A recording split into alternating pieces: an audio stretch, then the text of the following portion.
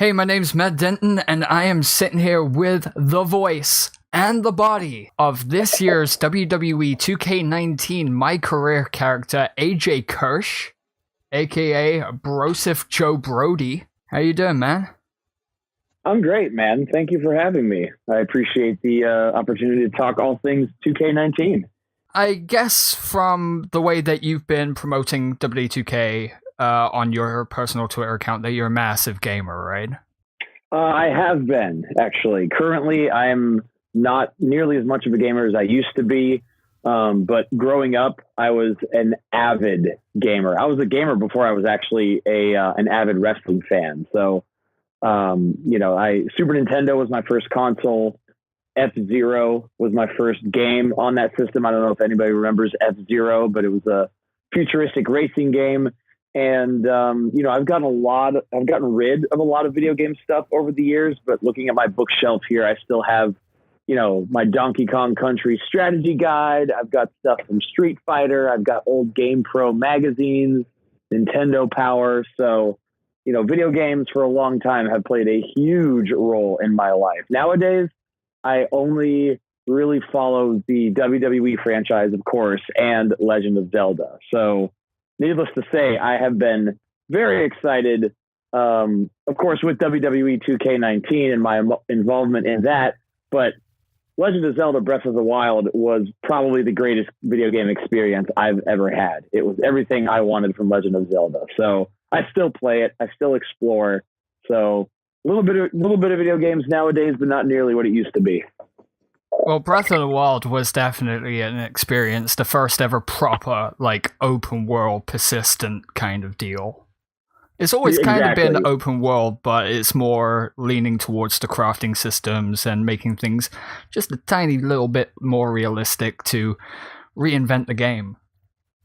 Right, and I felt like the spirit of The Legend of Zelda was as strong as ever. I just love the fact that Hyrule feels alive. Everything about Hyrule feels like it's, you can explore it right off the bat. You may not get far right off the bat, but it's just the fact that it is a giant, breathing, living world that you can explore is just, I felt like a kid in a playground. And it's a good thing.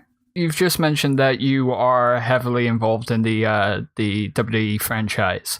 What was your first wrestling game? First wrestling game that I remember being super passionate about and playing nonstop was WCW NWO World Tour. Oh boy, going back. Going way back. I think that was like 96 or 97 on the Nintendo 64. And it was the beginning of WWE's run. Or no, I'm sorry, that was WCW at the time. It became WWE. But THQ just continued to put out just amazing wrestling games. And after WCW NWO Revenge, THQ got the WWE license. It was WWF at the time.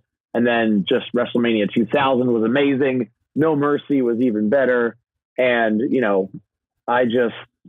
so many nights, endless nights, playing No Mercy with my friends. Obviously the franchise has gone on to do incredible things that were never even possible back during the Nintendo 64 days, but I will always have a soft spot in my heart for WWE, WWF, No Mercy. I think that's everybody's experience who's ever gone through that game, because everybody's like, let's go back to No Mercy style controls, and there's still a thriving community keeping that game alive, especially on PC. I know it's an N64 game, but emulation's a thing. Let's not beat around the bush. But there's, that game still has a massive following.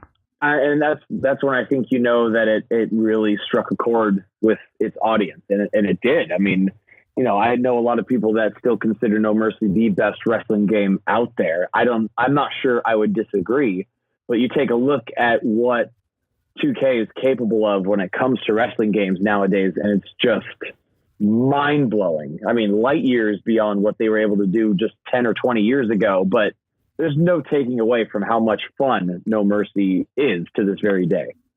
Exactly, and that's a mark of a true classic. To be able to pick up and Agreed. play it like 20 years later is just astounding. And not just that, but it also came along at a time in wrestling that was very exciting for everybody. WWE was winning in the Monday Night Wars. They were, probably at the peak of the Attitude Era. And it was just, when you take a look at the roster that was on there, to think that, 2K19, of course, has a bunch of legends that you can play as, which is always a lot of fun because you get to put together these dream matches. But No Mercy came out at a time when Stone Cold Steve Austin was active. The Rock was active. I mean, Triple H, Undertaker, Mankind, just The Rock. I mean, I think I mentioned him already, but anyway, just an endless roster. Jericho is a great example. The Hardy Boys, Edge and Christian, the Dudleys. You just had the best of the best on the roster at that time. Yeah. That were active wrestlers at that time. Yeah, and some of the names that you mentioned are still knocking about within the 2K series as well, which is interesting to see the evolution across the years. Yeah, and 2K also includes like some years, like specific years of superstars. I'm not familiar enough with the final roster to be able to tell you all of them, but I think I saw 2000 Chris Jericho. So shortly after his debut in the WWE, that's actually the only one I can remember off the top of my head. But I'm sure there are a plethora of others. And some of the details 2K kept so secret, like I don't even know. Like I'm getting questions on Twitter that are like, "Hey, do you think there are going to be more options to choose from what we've seen when you start the Mycareer mode?" And I'm like, I wish I knew. I mean, at this point, I think I might know just a bit more about the game than you do. You might. That's you might be able to tell me a thing or two. I mean, beyond doing the voice and motion capture for my player in the Mycareer mode, a lot of the game is still a mystery to me. I haven't played it yet. You haven't? No, I haven't played it yet. Oh boy. You're in for a treat. I'm like, I can't wait. I'm like fiending to get my hands on it. But, I don't mind waiting until next week. Well, next week if you pre-ordered the deluxe edition, but in the following Tuesday, if you wait for the standard edition. I don't mind waiting. I think the anticipation's half the fun. I don't know. I just want to, I was at the playtest last Thursday, and I was trying to pick the lock, because they have locks on the development consoles. So I'm trying to figure out what the combination is so I can just, sneak an Xbox One into my bag. Right. Bye. Yeah. Thanks for the free beer. I'm taking your console. Yeah. But you said you played it? Yes. I got about 3 hours worth in. Let me ask you then, what are your first impressions of 2K19? It's way harder than last year. I couldn't buy a victory. Right. The things that I'm more interested in is like the creation system, because it's so in-depth. It's probably the best creation system on any game. Yeah. It blows me away how in-depth the creation system gets every year. It's just the details, the tattoos, the facial features, the movesets, the entrances. Like, I remember spending hours and hours just putting together my custom superstar and, being blown away that I could pick my pyro. Now it's like you can pick your lighting and your type of pyro and your entrance taunt and the taunt when you get to the ring and your taunt when you get inside the ring and your winning taunt. It's just mind blowing. It's so in depth. Yeah. It's incredible. Like, I remember reading some 12 years ago, there was like wish lists for games like WWE, and one of them was face scanning. I'm like, oh, that's going to be in there next year. No, wait a few years and we get proper face scanning. I've got my face in the video game. I've got my legitimate tattoos in the video game.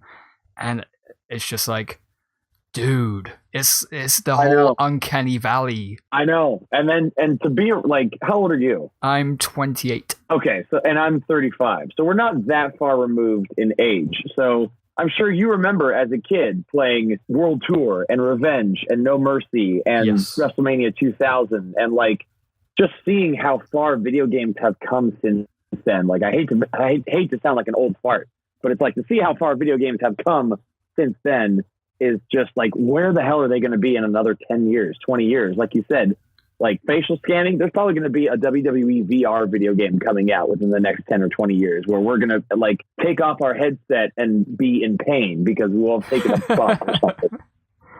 Oh boy. Like I've had like minimal wrestling training. That's something I'm going to just be like, that'll be nice on my shelf. I'm not going to put that on.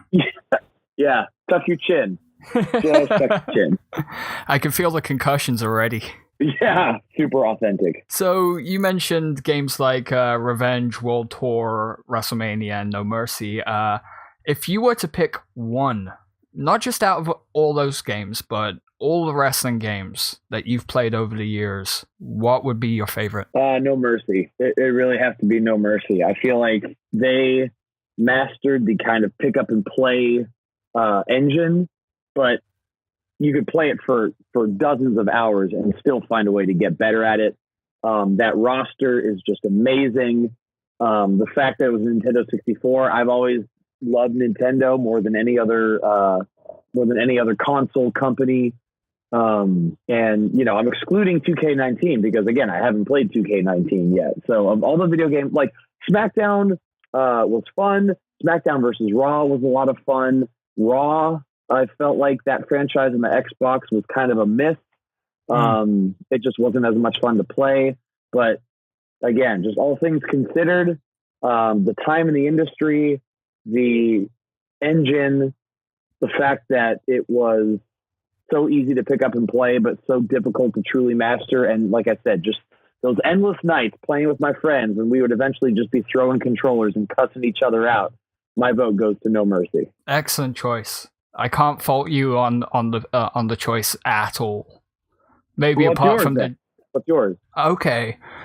See, I'm like a total wrestling game nerd, so I've played stuff that most people on this side of the world haven't even heard of. So you have games like Fire Pro and even deeper than Fire Pro. The same company made a game called King of Colosseum 2. Never heard of it. Yeah, not many people have. I guess a lot of people haven't. It's an incredible game. It's very pick up and play, but it's like a true simulation of professional wrestling within the kind of Fire Pro mold. Okay. And it's got like Samoa Joe's in that game, for Christ's sake. Not a lot of people know that. It's not just somebody who looks like Samoa Joe and they're like, oh, that's Samoa Joe. No, that's legit Samoa Joe. Loki's in there. Steve Corino. Wow. Yeah, people. I gotta Google this when you and I are done. What's it called again? King of Colosseum 2. 2. Okay, gotcha. Here's a blast from the past. Do you remember Saturday Night Slam Masters? I was probably like a twinkle in my father's eye when that came out. Yeah. It was like a Final Fight Streets of Rage type side-scrolling beat 'em up that took place in a wrestling environment. It's from Capcom, so like you see a lot of familiar faces. Like you see like Mike Hagar's in there from Final Fight. I don't think you see any Street Fighters in there, but I just remember that one from way back in the day, and. Yeah, that was another one that kind of has a soft spot just because of how young I was at the time, was Saturday Night Slam Masters. I've got to look that up and actually play it because it sounds like a whole bunch of fun. It's fun. It's a lot of fun. I don't think it'll hold your attention very long because, like I said, it's just kind of like that side-scrolling mashup type of game that, in my opinion, wears out quickly. But, you know, at the time, I just thought it was the coolest thing ever. I mean, it depends on what mood you're in, because sometimes you want that kind of repetitive gameplay of years gone by. That's true. If you want a good shot of the 16-bit nostalgia, then yeah, you'll enjoy it. We're actually really here to talk about WWE 2K19.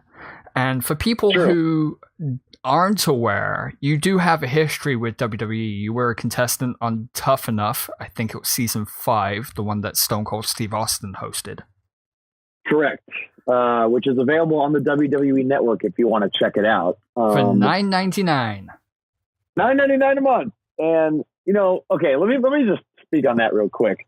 I hated how much they beat $9.99 a month over everybody's head when it first came out. But like from one wrestling dork to another, it's totally worth it. Like if you've ever been on the fence about getting the WWE, and they're not like asking me to promote this. I know it sounds like a commercial. It's not. I'm just saying there was a point where I finally cracked, got the WWE Network, and it is awesome. It really is. So it really is worth it. Favor. It is worth it. It really is worth it. And then you've got stuff like Super Showdown coming up. That's really cool. I don't know if you watched Greatest Royal Rumble, but that was a lot of fun. Like it is worth it. So go ahead. It's $10 a month, like for literally tens of thousands of hours of wrestling whenever you want. It's the best. I mean, it caters to all sorts of wrestling fans. You have stuff from the 70s, 80s. You have the Attitude Era in its entirety from both sides of the fence. It's an incredible resource. All of WCW from like the Jim Crockett days. You've got an incredible amount of ECW, more of which is being added all the time. And like the WWE 24 and the 365, like those documentaries are absolutely masterful and fascinating. So, you get NXT every week. Again, I know it sounds like a commercial. They're not paying me to shill it. I'm just saying any self-respecting wrestling fan should have the WWE Network. I mean, I'll shill it all day long, but they won't offend me with cash. Yeah. But going back to your original point, yes, I was on the 2011 season of Tough Enough that was hosted by Steve Austin. I lasted 8 out of 10 episodes on that show. And, I probably had a half dozen brushes with WWE as extra talent at TV tapings. Just, they asked me to get squashed or, be a security guard in a segment or something like that. So, I've had my brushes with WWE in the past. Considering your history with WWE, now you're the main protagonist of WWE 2K19's Mycareer mode. What was it like getting the call from 2K saying, Well, actually, it came in the form of an email. And I didn't even know when I auditioned for the role, because I do acting and commercial work in the San Francisco Bay Area. So I have an agent who sends me out on auditions. So when I saw the synopsis for the role for this character, it wasn't presented as the Mycareer mode in WWE 2K19. It was under a working title. I thought it was a movie or a TV show about an independent wrestler who was, let's see if I can remember this, just like 5 or 6 years in the business, bouncing around the Northeast independent circuit, and they get a tryout with WWE. I think is all it said. And so I saw that and I was just like, well, I have years of experience. Like my goal for the longest time was to get signed by WWE.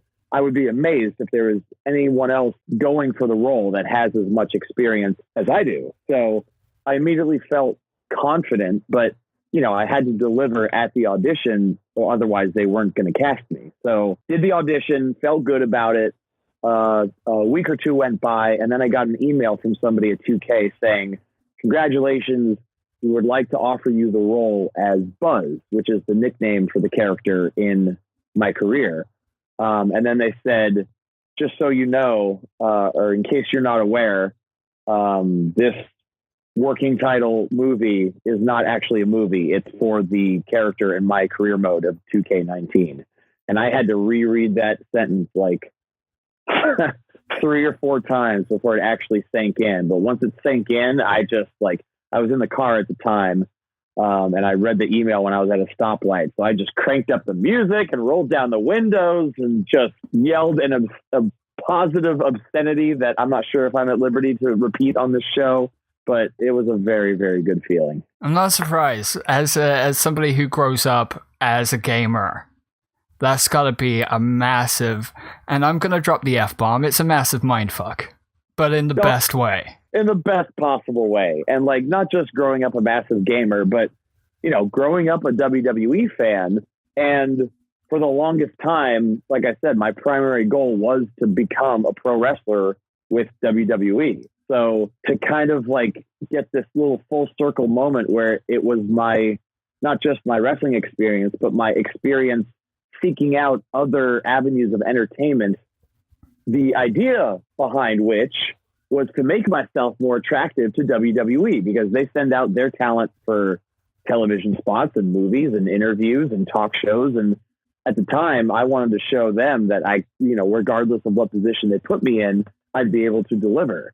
So even though I'm not signed WWE talent, the fact that I was able to bring those skills into play and land me this dream role just made it all the much sweeter. Had you ever done like mocap spots for 2K before? No, never. Earlier that year, well, not prior to 2K19, I should say, because the little kind of side note of this story is one of the people from 2K hit me up on Twitter, sent me a DM to actually my Brosif account. I have separate accounts for the Brosif Joe Brody character and for myself. By the way, you can follow me on both. Brosif is at BroJBrody on Twitter and Instagram, and I am at AJ Kirsch, which is AJKIRSCH on Instagram and Twitter. So yeah, I'd appreciate a follow on both.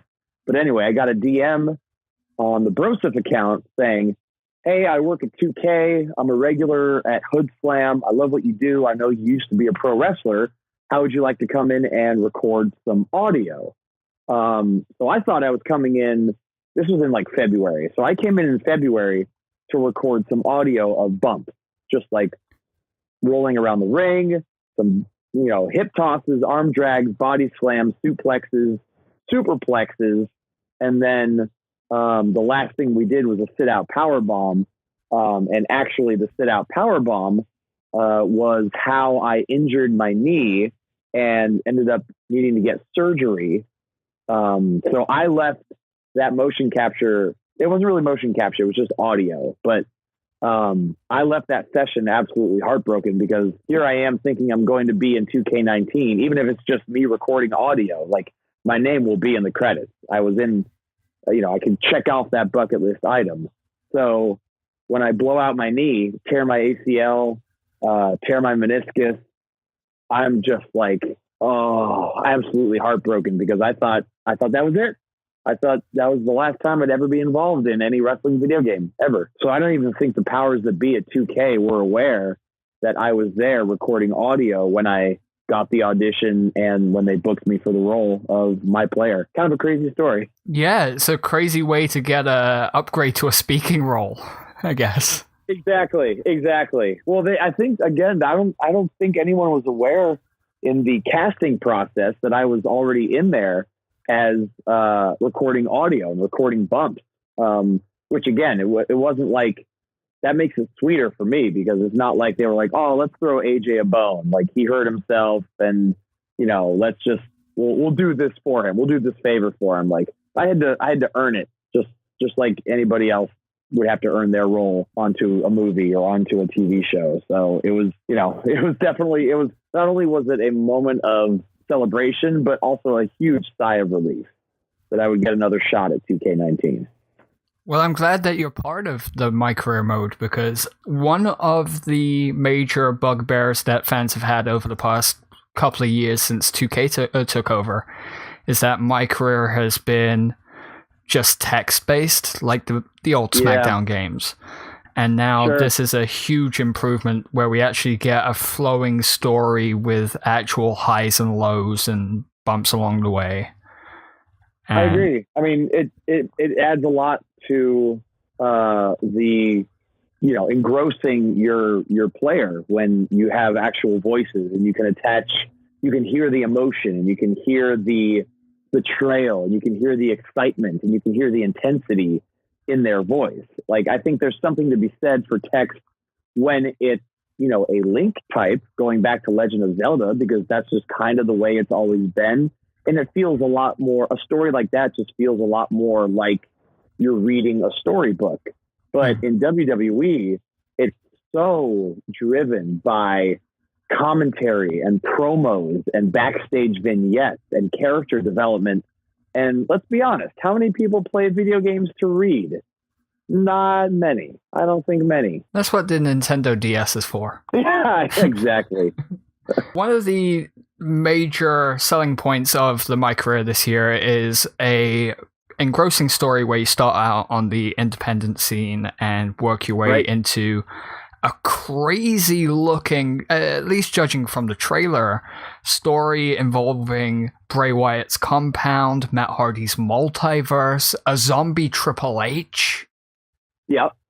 Oh yeah. How do you... I don't even know how to phrase this question, really, but how do you draw from, like, real-life influences or TV shows you watch or movies you watch to bring that kind of intensity to what is going to be a highly oddball adventure? Yeah. I mean, there are definitely some twists and turns in here that a lot of people are not going to see coming. But, you know, as a lifelong wrestling fan and as somebody who is as passionate about it today as I've ever been, you know, I keep up with the product and the products of several different promotions. And so, you know, I'm familiar with Broken Matt Hardy and I'm familiar with Bray Wyatt. And, you know, I don't even think people have seen my interaction or my player's interaction with Finn Balor yet, but there's a lot of that, you know, zombie Triple H. Like, I think professional wrestling, sports entertainment, whatever you want to call it, is most fun when it doesn't take itself too seriously. Right. You know, some of the most fun moments in the history, like Kurt Angle and Steve Austin, for example, with the cowboy hats and the badges, and you know, during the absolute peak of WWE popularity, Mae Young gave birth to a hand. Like, there are some moments in WWE that are so absurd that they just have found a way to live forever. And WWE 2K19, the story doesn't take itself too seriously. It's just serious enough. It's serious when it needs to be. And there are some very emotional, very intense moments in the game. There are some very heartfelt moments in the game. When you start to learn about Buzz and his family and what wrestling means to him. And I think that in itself is going to strike. But there are the moments when it's just silly, but it's not silly in a way where it's like, oh my God, what are they doing? Like, it's silly in a fun, committed way that takes you to places that a lot of WWE fans have always probably thought about in their head, like the multiverse, like the Bray Wyatt compound, and actually brings them to life, which I think for everybody playing the game is going to be a hell of a lot of fun. It was a hell of a lot of fun for me. It was a hell of a lot of fun for me to record, let me tell you. I bet it was. It's just really sold me on actually being able to play it through instead of last year. I played Mycareer for like the first calendar year, and then it was just like, yeah, there's not much else to do. So right, because after the first calendar year, you go from curtain jerker to main eventing WrestleMania, right? Kind of. You do main event WrestleMania, but depending on how you've progressed with like skill upgrades and how you spend your VC, you can still wind up. And this is a genuine story that actually happened to me, and it doesn't really paint 2K in a positive light, so I might just edit this out. But so let's be honest though. I was WWE champion. I got put into Money in the Bank. I'm like, okay, how's this going to work? I'm the champion. I can't cash in on myself. So I win Money in the Bank anyway. Okay. Attend next week's TV tapings. Triple H is backstage going, hey, kid, this is your big shot. I want you to go cash in Money in the Bank. And I'm like, what the fuck? I'm the champion. Right. So I'm like, okay, I'll cash in because I'm just completely intrigued about what's about to happen. So I go out there. The loading screen says Matt Denton versus Matt Denton. I'm like, oh God, this is going to be some serious Twin Peaks shit. Right. So the cutscene plays. I run out, except I don't run out. I'm in the corner recovering from a match that I, quote unquote, just had. Okay. And I've just cashed in Money in the Bank on Victor of the Ascension. Oh. I'm just like, this is so crazy. Oh man. And yeah. Well, that sucks. That sucks. There you go. Well, I wish I could. I don't know if that situation, that scenario, is in this year or not. But if you ever faced in that same position, maybe don't cash it. I don't know. I don't know what to tell you. I mean, it sucks that happened. And of course, I mean, yeah, that's rough. That's rough. It was certainly interesting, a good story to tell people, but it's just like, stuff happens in video games. You can't catch everything. Right. Exactly. So, aside from Mycareer this year, I don't know how much you know about the AJ Styles $1 Million Challenge. I'm pretty well versed. I covered the step-by-step process to face AJ Styles for $1 million when I was on Steve Austin's podcast earlier, I guess, depending on when this will drop. That aired on Tuesday, the 25th, and should still be available wherever you get podcasts. So if you want to hear me kind of shoot the breeze with Steve Austin talking all things 2K19, then you can. But yes, I am familiar. As far as, I mean, correct me if I'm wrong, because like you said, you might know something I don't at this point. But there is a mode in 2K19 called Towers. And the first step is to defeat the AJ Styles $1 Million Challenge Tower, which is a series of matches and feats that is in itself pretty difficult from what I'm told. If you beat the tower, you then cut a promo in real life. Like, you'll cut a promo, you film yourself cutting a promo on AJ Styles, talking about how you're going to beat him for the $1 million. 2K will then select the 4 best promos from people who have defeated the AJ Styles $1 Million Challenge Tower, fly them out to WrestleMania in New Jersey, and then by some process of elimination with which I am not familiar, one of those 4 is going to play AJ Styles in WWE 2K19 with $1 million on the line. No pressure or anything. Oh, damn sure no pressure. I'll just be shitting myself in the corner, mate. And from what I understand, AJ Styles is actually a pretty avid gamer himself. So this is not going to be an easy $1 million. Like, it's not like he's just going to roll over and, give it to you because you made it this far. You've got to earn it. You've got to beat the phenomenal one, AJ Styles. That's going to be a very high pressure situation, considering A, it's WrestleMania, and B, it's the current reigning WWE champion who also has a vicious Ragequit temperament to him. Yep. And, $1 million on the line, like the pit sweats are going to be raging. You know, those video game pit sweats when you're like, yes, it's for real and you're super nervous. You're just like, if I don't win this game, I'm going to flip every table in a 10-mile radius. Yes. You win, you get $1 million. You lose, you go home with swamp ass. Yes, exactly. But hey, you got flown out to WrestleMania and you got to play 2K19 against AJ Styles, who is the cover star of 2K19, by the way. Pretty cool consolation prize. But yeah, $1 million sounds pretty sweet. It does. Sounds too sweet. I see what you did there.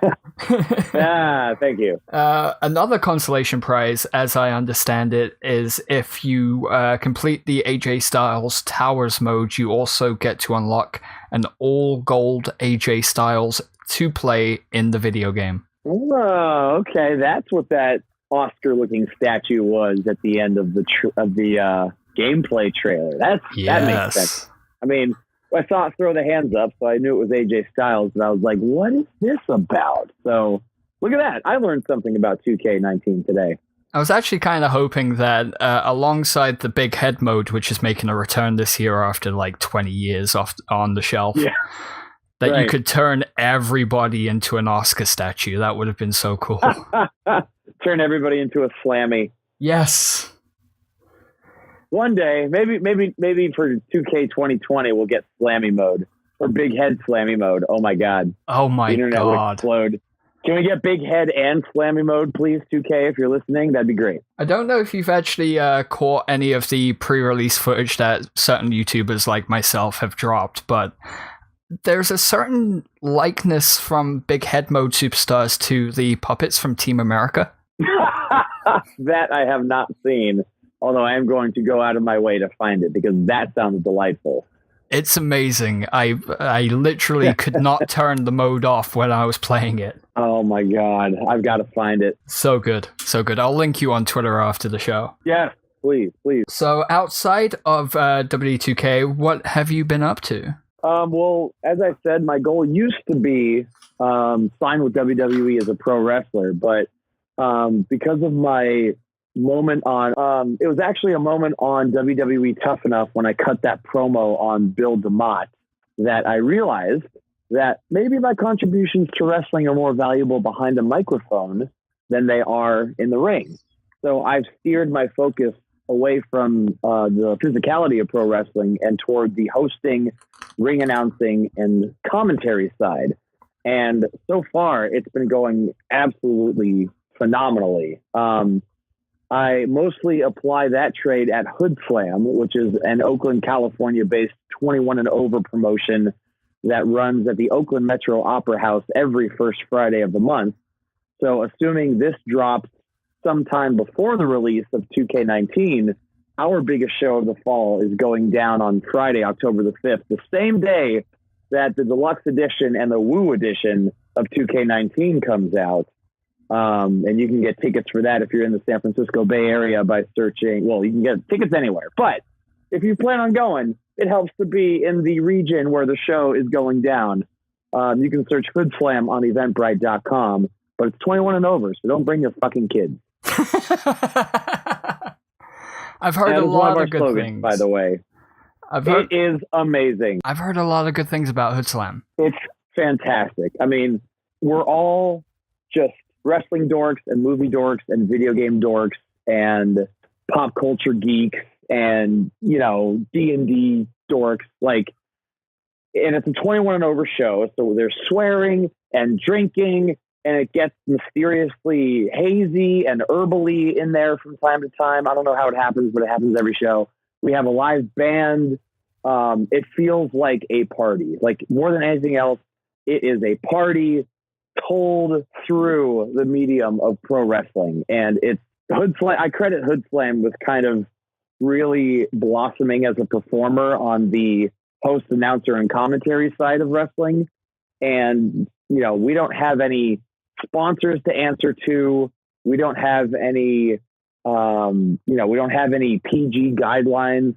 I mean, one of our other slogans is "fuck the fans," by the way, because the show is for us. Like, Hood Slam is the result of the workers wanting to do something different and do something to just pop ourselves and pop everybody in the back. So one of our slogans is "fuck the fans," but the fans get it because at the beginning of every show, they're chanting "fuck the fans, fuck the fans." So they get it. Isn't the website for oh, no, I'm forgetting that it's a different website. I thought there was a fuckthefans.com. Oh, no. Hood Slam website is birdswillfall.com. Yeah, birdswillfall.com is the home of Hood Slam. Social media, it's all at Hood Slam. And it's our biggest show of the fall, Friday, October the 5th. So pick up 2K19, the deluxe edition, the Woo edition. Play it all day, forget about every one of your other obligations, and then come out to Hood Slam that night for one hell of a good time. One of the parts of the collector's edition is that you get a replica of Ric Flair's Hall of Fame rings, so you'll know the people who got the collector's edition, because they'll be wearing it to Hood Slam. Yeah, exactly. They stacked up the goodies as far as the deluxe and the Woo edition are concerned. So yeah, you'll know. You'll know. On that note, we're going to go straight into a bonus mode. So one of the things that you've done since Tough Enough is the Rock the Promo competition on The Rock's YouTube channel, youtube.com/The Rock. And you won the whole goddamn thing. I did. Yes, you got a shiny title belt to go with it.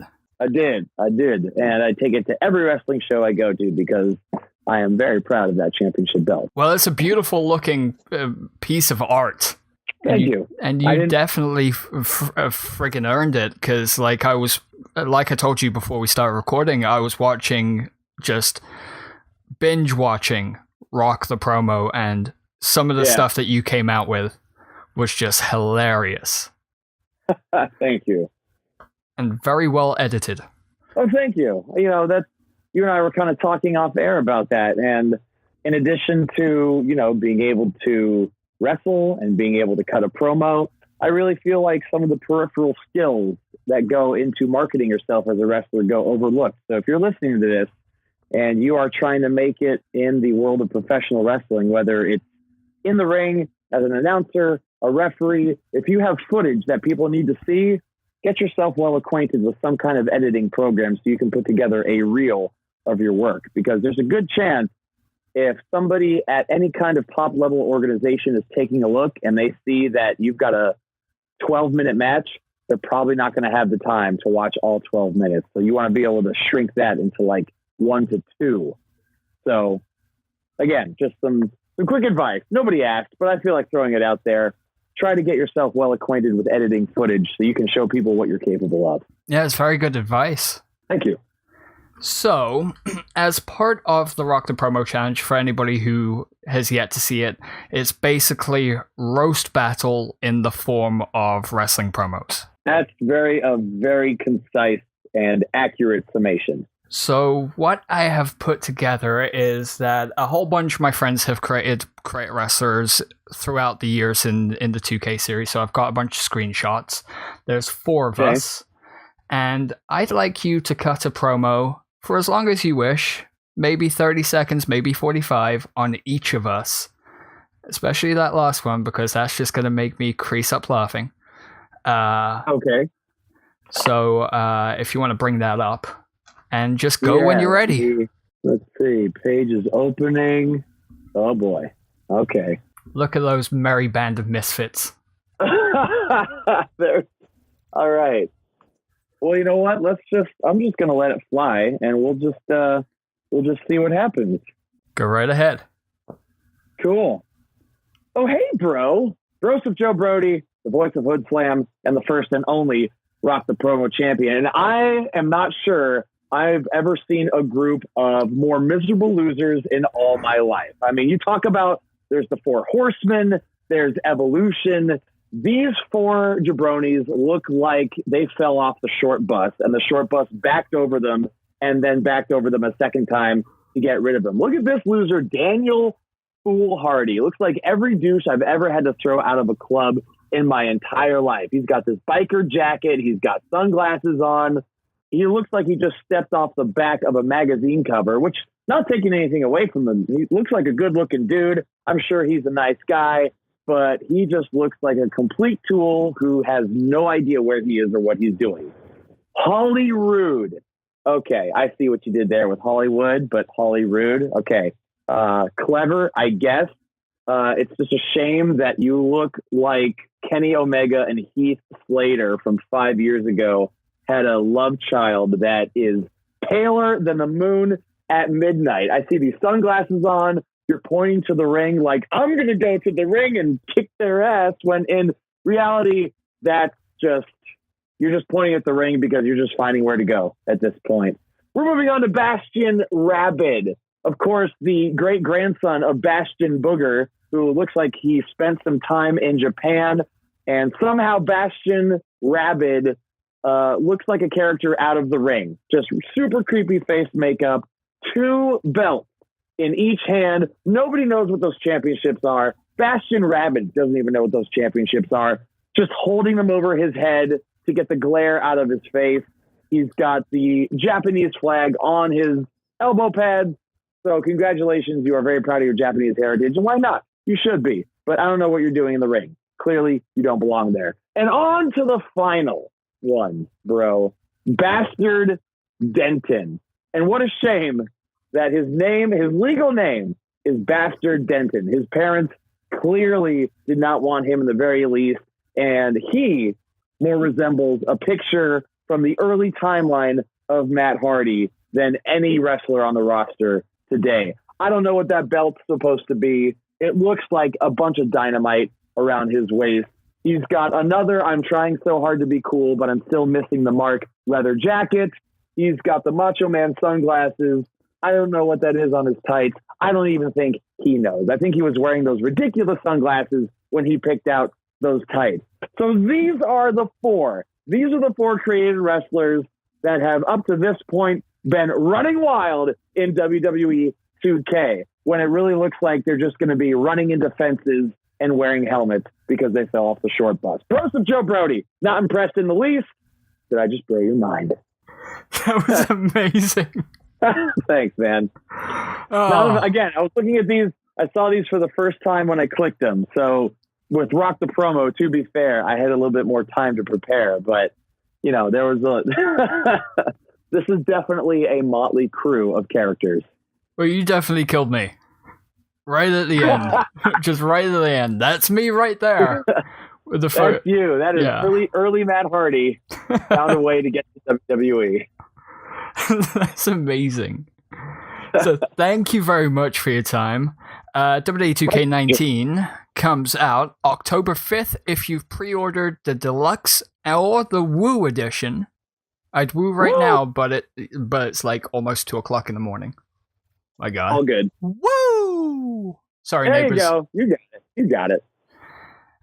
Comes out the following Tuesday if you've pre-ordered the Standard Edition. And AJ, where can people find you? People can find me all over social media. As I said earlier, you can find me Facebook.com/I am AJ Kirsch. Throw me a like. I would appreciate it. Twitter and Instagram are both at AJ Kirsch. That's AJ KIRSCH. And I have separate social media for Broseph Joe Brody. So you can like Broseph on Facebook at Facebook.com/Broseph Joe Brody. Broseph is spelled like Joseph. And then Twitter and Instagram at the letter J, Brody. Excellent. Give that man a follow because he is a top class person and hilarious to boot. Thank you. I appreciate that very much. And, you know, thanks for giving me your platform to promote 2K19. Absolutely no problem. It's been my pleasure.